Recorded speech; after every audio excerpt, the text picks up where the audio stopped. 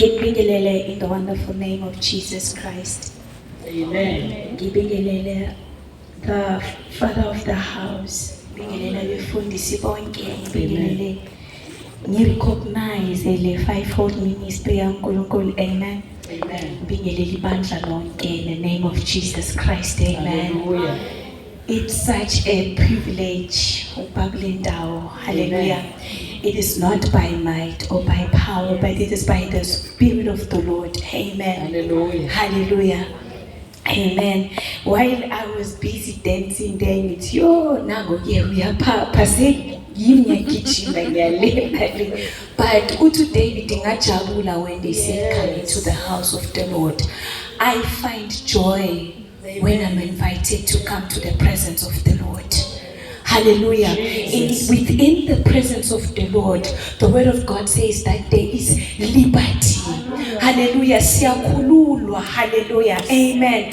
Whatever that you have been carrying ungena, uma uza phambi kwenkosi udalula konke kuye, uyehlisa konke because he's there to do so.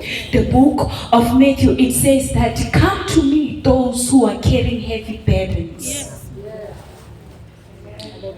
Kungaba into ebuhlungu ukuthi ungene uphume usafana. Kungaba into ebuhlungu ukuthi ever since this revival has started but ufane. You know, like now in my mind I'm thinking kuba khona labantu ababizwa ukuthi ama antichrist. They know that God is there but they don't believe. But sometimes nathi siyabazalwane, we act as if we are antichrist. Sazi ukuthi uNkulunkulu khona, silazi izwi kodwa izenzo ziphikise. Singenzi singabi yilento uNkulunkulu afuna ukuthi sibe yiyo. Yo, ayibuhlungu.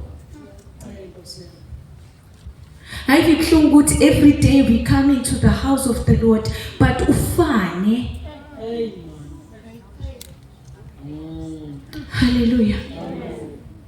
We may open the word of God in the book of 1 Kings chapter 19.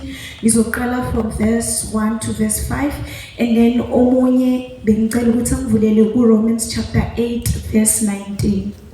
Amen. Hallelujah. Thank you, Jesus.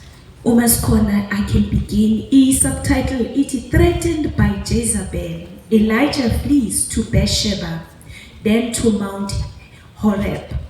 And Habakkuk told Jezebel all that Elijah had done, and with how he had slain all the prophets with the sword. Then Jezebel sent a message unto Elijah, saying, so let the gods do to me, and more also, if I make not thy life as the life of one of them by tomorrow about this time. Verse 3. And when he saw that, he arose and went for his life, and came to Beersheba, which belonged to Judah, and left his servant there. But verse 4 it says, but he himself went a day journey into the wilderness, and came and sat under a juniper tree. And he requested for himself that he might die, and said, it is enough now, O Lord, take away my life, for I am not better than my father. Verse 5.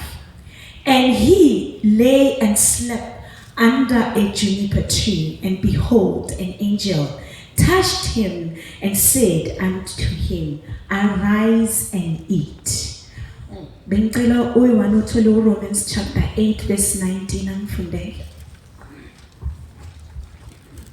8:19. Amen. Ngoba kulangazela kokudaliweyo kulindele ukwambulwa kwabantwana bakaNkulunkulu. Amen. Hallelujah. So phekela lapho. Uma sicala sibheka uElijah uvela in the book of 1 Kings chapter 17. uNkulunkulu ke ukhuluma noElijah ukuthi makahambe aye endlini of a widow. Ufika into the house of the widow and akazihambeli akaziyeli kodwa uzwe izwi elikaNkulunkulu liphumile imtshela ukuthi go into the house of the widow. Hallelujah. And verse 9, uyafika Elijah uthola umama ubhizi udobha idik laphana in the field. Ucela ukuthi ngicela ungiphuzise amanzi, and the woman uyamnikeza amanzi, and he says uma uqedile ngicela ukuthi ungenzele isinkwa. But the woman says ukuthi le flower le enginayo eyogqina. But Elijah, when he responds, he says ukuthi yenza lokho ngitshela bona, because I have been sent by God to come to your life. Umama uyafika endlini uwenza konke and uyenza according to what Elijah said to her. Uyabheka isinkwa, uyamnikeza Elijah uyadla, and then he says there will be multiplication. uNkulunkulu uzoprovide, uzobale more than enough. I want us to look at the life of Elijah. Elijah, wherever he was, there was a solution, and also abantu, they would be blessed around him because of how he was obedient to the word of God. Amen. Now, as we are in this theme, ukuthi arise and shine. Indaba yoku-arise lokushayina ayibi phela on Sunday, but yinto oyenzayo daily, and iza kanjani ngokuzwa what God is saying to your life. By being obedient to the word of God. Hallelujah. Now we understand that Elijah, he has this communication with God. You can't arise to something that you did not even have a communication with.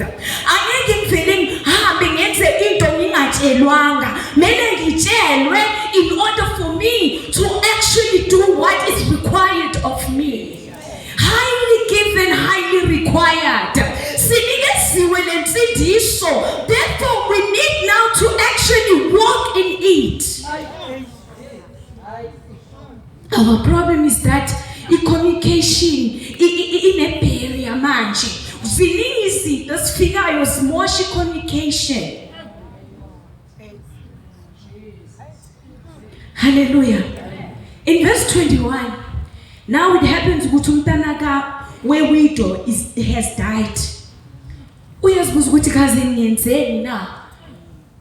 And Elijah, he does not akahamba buza akayenza lutho, instead uthi uphi umntwana ngifake lapha khona, and then he start to pray and ask God ukuthi awuke umphakamise. My God, if you have been sent by God, there's no way that you can wander around and ask people ukuthi who am I, what am I supposed to do? You arise to the occasion, you arise to your calling, you arise to your ministry, you arise to what God has planted in you, and you embrace the salvation that God has given you. Elijah, why am right? Why am dominion kangaka? It is because he knows himself in God. That is why noma sikhonza le Bible leswilele lithi in him we move, we live, and we have our being. I need us to understand sibufa naye. That means every movement, everything that I'm thinking of doing, ngibufa naye, and then I have my being. Ngizithola kuye, ngizithole ngikuye. Sizithola kuye. If you've lost your identity, you find your identity in him. If you have questions that you feel as if no one can answer, in him, oh yes. That's where you arise as a child of God.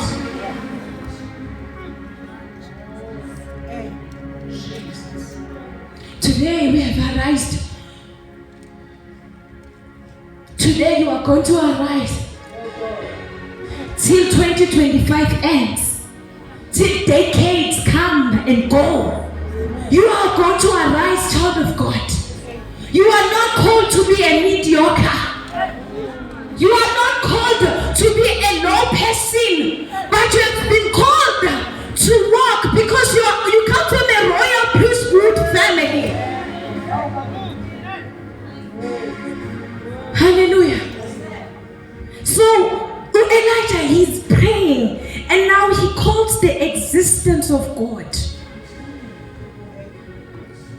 child arise with no doctor, no nurse, no so all-knowing person, but God.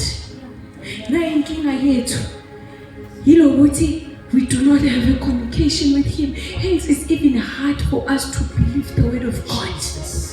Umuntu angaphathwa ikhanda la, the first thing angayicabanga ukuyothenga iPanado. That's how you have valued your life, and that's how you trust the things that has been made by men and not trust God. Some of us siyeza sitokodo nje, but we have been dead long time ago.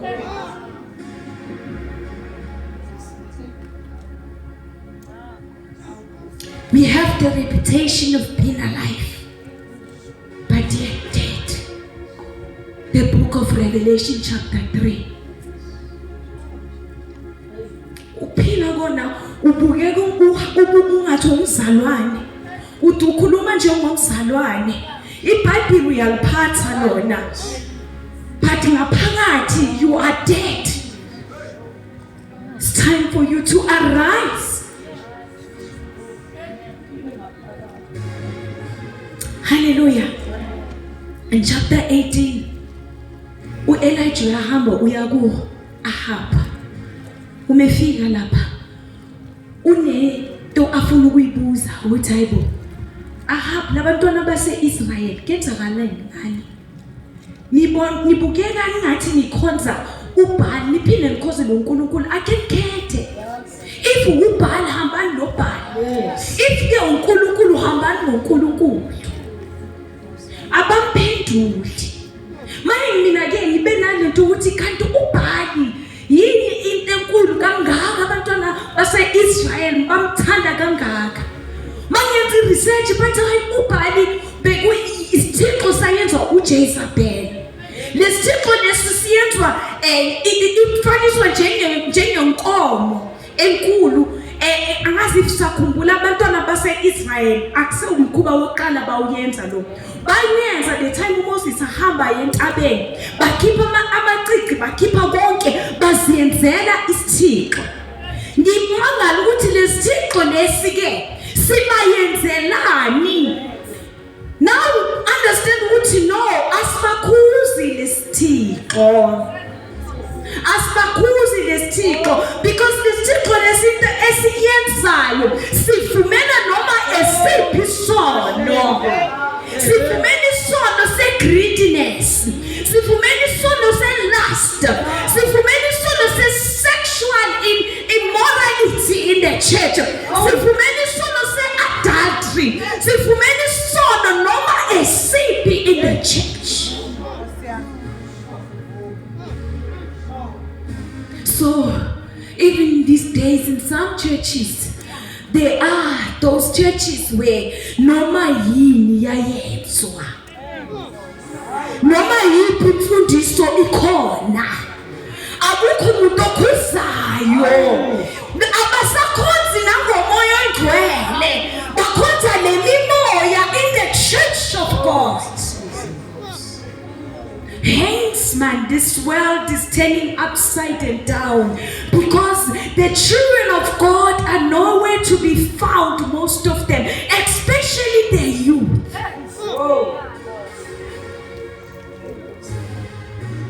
Arise.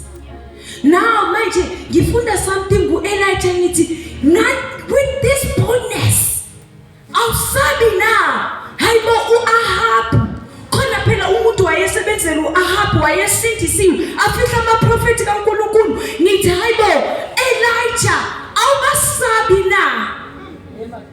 Kanti uElijah uphethe umdali weinsuku, uphethe lo omdala kuneyinsuku, uphethe lo who is all knowing, uphethe lo who is all powerful, who's excellent. Obona thina singaboni, indlebe yakhe ingezwa thina singezwa. Hallelujah. So he comes Elijah with courage. Uyabuza ukuthi kanti mina nikhonza uBhaali. uBhaali noNkulunkulu makucace. Ingathi incwadi yaRevelation yavumelana lo Elijah ukuthi hayi owonayo makaqhubeka yenzisise cause manje siphila kulekhathi lapho kumele senzisise kutsenzisise le esithi sayazi makubonakala. Hallelujah. Amen. Hallelujah. Amen. Verse 23 and 28 chapter 18 Elijah uthi ngoba ngikwazi ukumphendula asambe ngisiye entabeni uma siya khona ke mina ngizobiza owaMkhulunkulu nani bizo wenu. Do we have such youth? Do we have such people who says, you know what, call your God, mina I will call mine?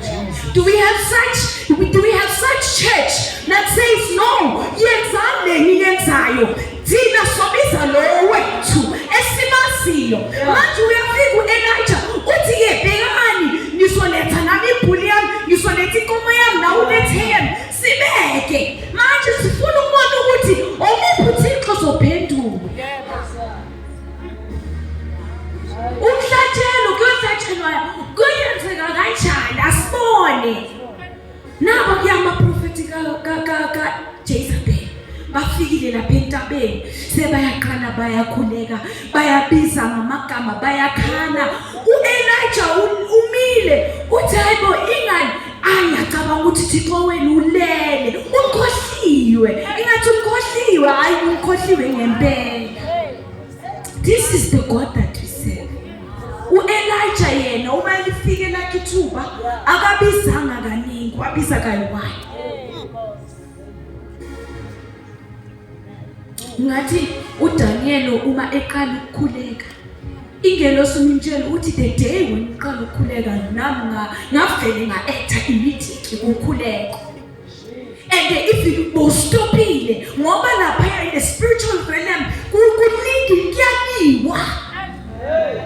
This is also the importance of prayer. We don't pray uma izinto sezimoshekile sikhuleka noma singamoshekanga. We continue to pray and pray and declare and speak the word of God and speak to the mountain and say, you mountain fall down in the name of Jesus. Hallelujah. The angel says immediately Daniel wena umukhuleka ngavele nga-acta. So uElijah bekazi ukuthi hayi this God that I serve ngimbiza manje and the manje asibonakalise.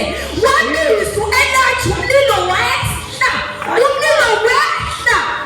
Jesus. This is the God that we serve. Amen. Maybe ukhohliwe but this is the God that we serve. Ongalala ongayoseki. This is the God that we serve. I am here to convince you. I am here to tell you that He is alive. He's not a man. He's not a man that He should lie. Can you be convicted? Oh, hallelujah. Hallelujah. Amen. Hallelujah. Ogcina uElijah before siya ku chapter 19 utshela uAhabu ukuthi kuzoba khona imvula enkulu ezayo. Ahabu uya ngaphandle uthi hayi angiboni lutho nami angiboni lutho. Uya kuElijah uthi instead ngibona ama-clouds amancane nje. Hayi ngicabanga ukusonetha ngoba mancane. This is now I'm trying to say ukuthi ungahambi ngokubona. As a child of God, the one who's supposed to arise and shine, awuhambi ngokubona. Uhamba ngezwi that you have been told.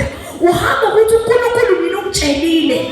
I don't know, have you faith like a little child? Umntwana omncane umtshela ukuthi ngizokuthengela le chocolate, ngizokuthengela le school bag. Uzosho atshele nabantwana abaseklasini nabangani ukuthi ungamabi uthi uzongithengela. Our faith should be like that. Ukuthi I know that my Redeemer lives. I know that I am healed. I know that God has provided. I Hallelujah. Hallelujah. Walking with conviction, walking with understanding, walking and knowing ukuthi asinoma yini futhi mene ise lakini. Amen. Jesus. Kuzoba inkinga ukuthi amadimoni avela afuna ukuza la kuwe. Kuzoba inkinga. Khona into engahambi kahle. Mele ahambile kude. Bathi yole. Hayi kashisa. Just like lo mlilo wawuyehla. Do you understand? Ukuthi mele babonakala ukuthi no lapha akiwa. It's a no-go area. Hallelujah. In chapter 19, manje. Well, before you chapter 19, verse 40 in chapter 18, Elijah bathatha ama-prophet kaJezebel babulala bonke. Makungatholakali lesithixo empilweni yakho. Makungatholakali even the hint of anything that does not go with God empilweni yakho. Kwale gossip leyo mayingatholakali. Kwa ubheka umuntu kabi makungatholakali. Bulala bonke. Makungatholakali. Makungatholakali. Everything should be dead that does not belong to God.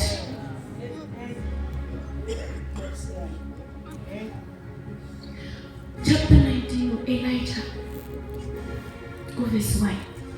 Habu yakijima ye yokhuluma noJezebel. Hayi, Elijah uyenzile futhi yamasi bulale bonke manje. uJezebel uthi ngifuna ukuyenza lento ayenzile kuma prophet noyenza kuye. Uhambe ke uhamba utshela uElijah. uElijah manje inkinga sekazwile. Somebody spoke about hearing. Sekazwile ukuthi bathi bazombulala. Ngifuna ukuthi understand kunento ebalekile ngokuzwa, because uma uzwa kuba ne-impartation. Kuba khona i-impartation ye-faith, kube khona ne-impartation ye-fear. Ingabe usathana uyakopa. Exactly. So manje uElijah uzwile sekayasaba uyabaleka impartation of words. Qaphela ukuthi uhamba nomuntu onjani uthile empilweni yakho. Let me tell you something. The devil is threatened because you are walking in righteousness and in holiness. So umefika la kuwe uzokufaka ifear ukuthi hayi wena uzobulalwa. Hey, impartation amagama yachintshwa. Sekahambe kangaka, so powerfully so. Bakhona abanye sebasindisiwe isikhathi eside. Bawuphila noNkulunkulu kodwa udewa inkinga yakho uzwe. Sure. Omunye athi hayi umzalwane siya understand but naye ekhaya kushadwa. Naye ekhaya yokugraduate high. Naye ekhaya yokumaji. Naye ekhaya bakutshela izinto. You are hearing now. As much as faith comes by hearing. Now ukusaba kuza ngokuzwa. Because if uElijah bengaswanga, bengasohlala relax. I'm expect to take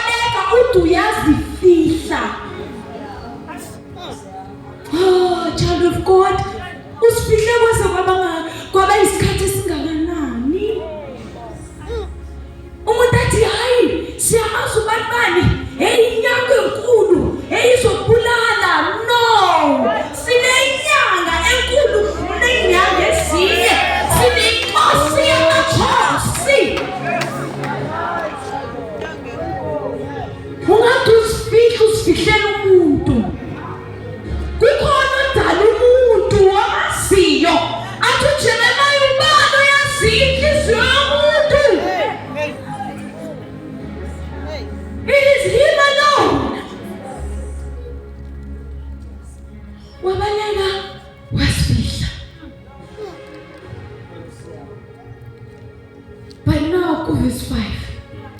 Ngibusizwa ukuthi ingelosi iyafika. Hey Jesus. Oh, hallelujah. Iyafika ingelosi ithi arise. Eat. Oh. Awuqhubeke futhi khona lapho futhi ingelosi yamvusa. I think ivusa ngai-3. Ithi arise ngoba indlela yinde. Idla. Hayi bazalwane, let us arise. Because indlela yinde. Umhlaba usibhekile. In the book of Hebrews chapter 12, uthi sinofakazi basibhekile sibhekiwe.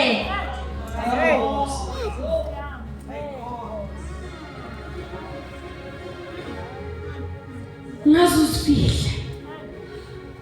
But today God is here to tell you, arise. Jesus. Arise from your slumber. Kunabanye sebalele spiritual, arise. You used to be called the prayer warrior. Now was good to move happy. Arise.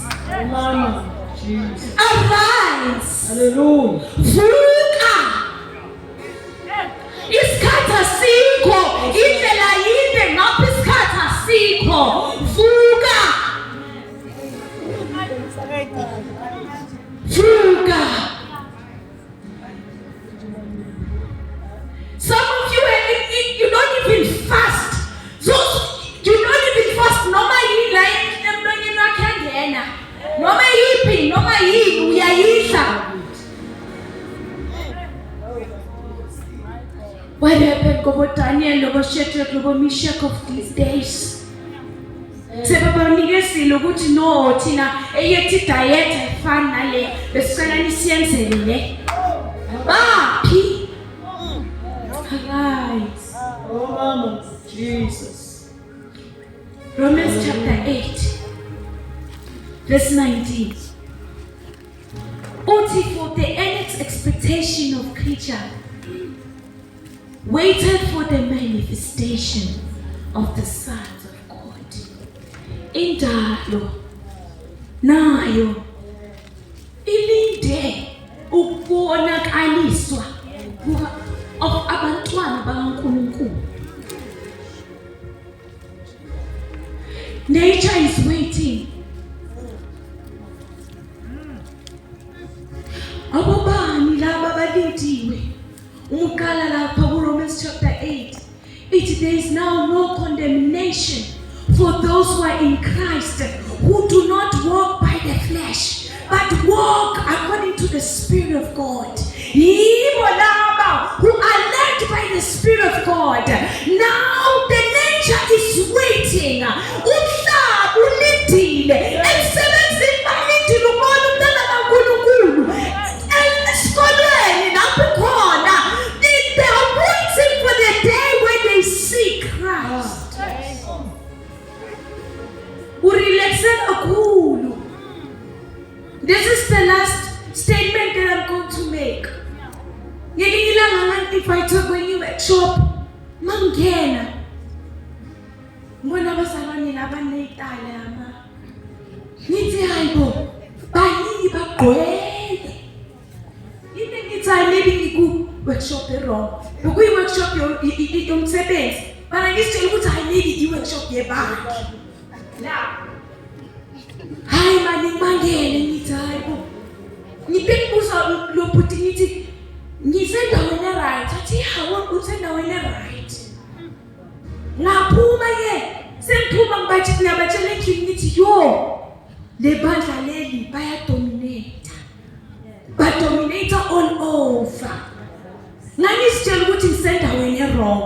And then they said to me, because they are not afraid to show themselves to the world. They are not like children of God. Laba bane authority banikezwa amandla. Mara bahleli ngawo lamandla. Bahleli, they are not arising. So bona bayakusa. Sizohlangana nabo noma siya kuphi. Ngoba they are not ashamed. But thina yithi bekumele siyadominate. Uma befika nabo kade babuza ukuthi ayisendaweni right na.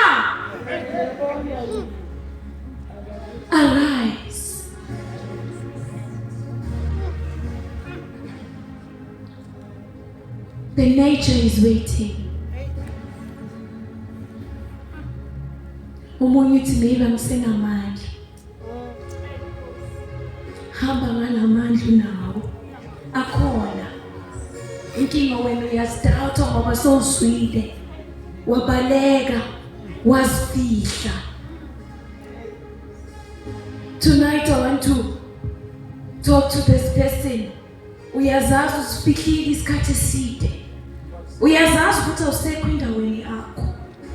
Uyazazi ukuthi le ndaba yokuhlanganyela sowuyaya umzimba uyokhambisayo kodwa ngaphakathi.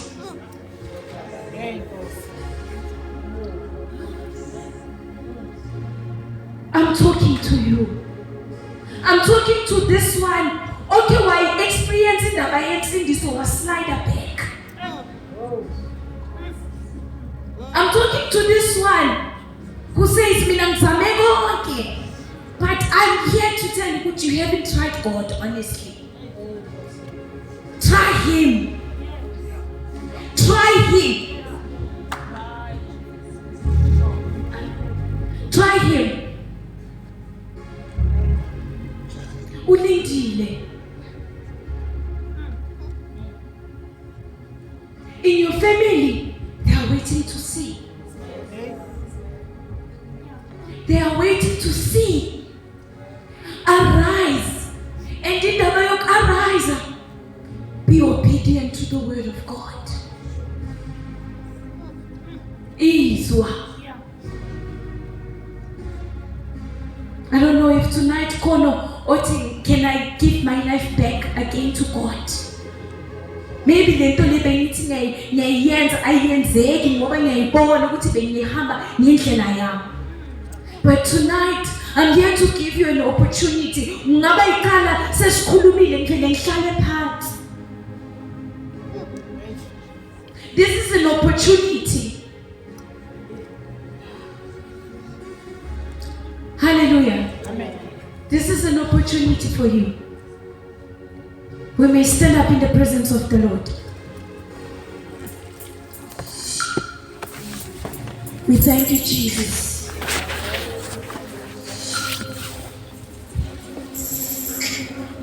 We thank you, Father.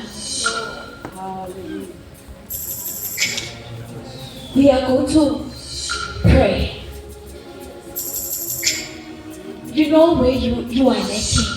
Uyazazi lapho uhamba ushelele khona. Ask God now ukuthi akuhambise kahle alungise. Because akwazi ukuba lukewarm water. Uthi uNkulunkulu laba who are lukewarm they taste bitter emlonyeni wami ngithi ngiyabakhafula.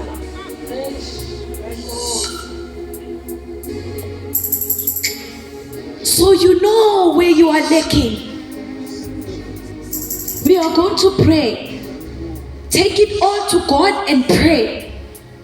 We can start praying. Father Jesus Christ.